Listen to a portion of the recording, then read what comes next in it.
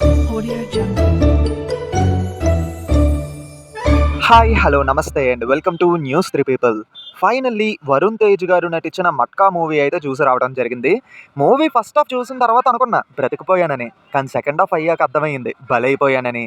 సర్లే కానీ ఇండెప్త్గా ఇంకొంచెం క్లియర్గా చెప్తాను. అంతకంటే ముందు ఏంటంటే ఆల్రెడీ కంగువా మూవీ చూసి నా ఒపీనియన్ ఏంటో చెప్తూ వీడియో చేసేసాను. ఆ వీడియో లింక్ ఎండ్ కార్డ్స్లోని కింద కామెంట్స్లోని పిన్ చేసి పెడతాను. ఒకసారి ఈ వీడియో అయిపోయిన తర్వాత అది కూడా చూసేయండి. ఫస్ట్ ఆఫ్ ఆల్ మూవీ యొక్క మెయిన్ ప్లాట్ ఏంటంటే కూలోడు కింద ఉన్న వాసు మట్కా వాసు కింద ఎలా మారాడు, ఫైనల్గా ఏం జరిగింది అనేదే మూవీ యొక్క మెయిన్ ప్లాట్ అన్నమాట. ఇది మనకి ట్రైలర్ చూస్తేనే అర్థమైపోద్ది. మూవీ స్టార్ట్ అవ్వడం బాగానే స్టార్ట్ అవుద్ది. ఆ సెటప్, ఇంట్రడక్షన్ ఫస్ట్ ఆల్మోస్ట్ ఒక 20 to 30 minutes వరకు చాలా ఇంట్రెస్టింగ్గా వెళ్తూ ఉంటుంది అన్నమాట. ఆ తర్వాత కొంచెం కొంచెం డ్రాప్ అవుతూ వస్తుంది, కానీ మరీ బోర్ అయితే కొట్టదు. ఓన్లీ ఫస్ట్ హాఫ్లో సాంగ్స్ వచ్చినప్పుడే కాస్త బోరింగ్ అనిపిస్తుంది అన్నమాట. అలా ఒక మంచి ఇంటర్వెల్ బ్లాక్తోని ఫస్ట్ హాఫ్ అయితే కంప్లీట్ అవుద్ది. ఫస్ట్ హాఫ్ ఎండ్ అయిపోయిన తర్వాత ఓకే మంచిగానే ఉంది అన్న థాట్తోనే ఉంటాం. సెకండ్ హాఫ్ స్టార్ట్ అయిన తర్వాత మొదలవుద్ది మామ. నాకైతే సెకండ్ హాఫ్ స్టార్ట్ అయిన ఆల్మోస్ట్ ఒక 30 minutes తర్వాత నిద్ర ఊపింది. ఒక ఎమోషన్ ఉండదు, ఫీల్ ఉండదు, స్క్రీన్ ప్లేలో రేసీనెస్ ఉండదు, ఇంట్రడ్యూస్ చేసిన క్యారెక్టర్స్లో డెప్త్ ఉండదు. సినిమాలోని విలన్ క్యారెక్టర్స్ ఉంటాయి అన్నమాట. ఆ క్యారెక్టర్స్ చూస్తే వీళ్ళు విలన్లా లేకపోతే ఊరికినే వచ్చే మామూలు క్యారెక్టర్సా అని అనిపిస్తుంది. ఇంకా నిజం చెప్పాలంటే విలన్ క్యారెక్టర్ కంటే వరుణ్ తేజ్ క్యారెక్టర్లోనే కొద్దో గొప్ప ఈవిల్నెస్ బాగున్నది. ఇంకా నవీన్ చంద్ర గారి క్యారెక్టర్ ఏమో ఇన్వెస్టిగేషన్ పార్ట్ కోసం పెట్టారు. ఆ క్యారెక్టర్తో కూడా పెద్ద యూజ్ ఉండదు. అలా అని చెప్పి ఇన్వెస్టిగేషన్ ఏమైనా ఇంట్రెస్టింగ్గా ఉందా అంటే అది కూడా లేదు.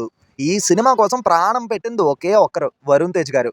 ఆయన పర్ఫార్మెన్స్ మాత్రం అన్డౌటబుల్లీ అద్దిరిపోతుంది. ఆయన పర్ఫార్మెన్స్ కాకుండా మూవీలో ఏదైనా పాజిటివ్ థింగ్ ఉంది అంటే ప్రొడక్షన్ వాల్యూస్, ఆర్ట్ వర్క్. ఎందుకంటే 1960s దగ్గర నుంచి టైం లైన్ స్టార్ట్ అవుద్ది. ఆ టైం లైన్కి తగ్గట్టుగా సెట్ వర్క్ కానీ, డిజైన్స్ కానీ, కాస్ట్యూమ్స్ కానీ ఇవన్నీ చాలా బాగుంటాయి అన్నమాట. సింపుల్గా చెప్పాలంటే ప్రొడక్షన్ వాల్యూస్ బాగున్నాయి. ఇంకా జీవి ప్రకాష్ గారి మ్యూజిక్ విషయానికి వచ్చేస్తే బ్యాక్గ్రౌండ్ స్కోర్ ఏదో ఓకే ఓకే అన్నట్టుంది, కానీ పాటలు మాత్రం అస్సలు ఎక్కలా. యాక్చువల్లీ ఈ మూవీని ఒక డ్రామా కింద తెరకెక్కించే ప్రయత్నం చేశారు.